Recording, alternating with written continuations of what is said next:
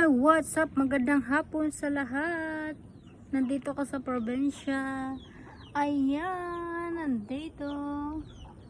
Alam mo, dito sa probinsya, mabuhay ka talaga dito sa probinsya. Kapag sanay ka na, yung kontento ka sa buhay, marunong ka hindi ka nakikialam sa buhay ng iba. Yun. Ako lang mag-isa sa bahay dito.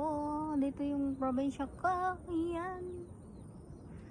Mamamaya maghukay ako ng muting kahoy kasi sa ingin ko mamayang gabi. So kukuha ko ng niyog kasi nagluto ko ng kamuting kahoy, masarap kainin.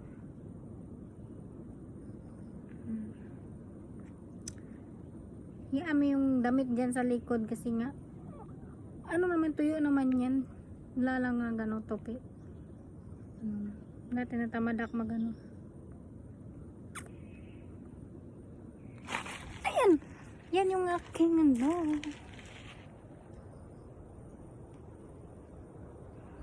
Ayan. Maraming mga puno ng niyog.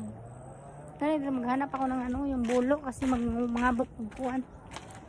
Then, yan, mangabot ng kuwan. Babay muna kasi ako'y magagawa ng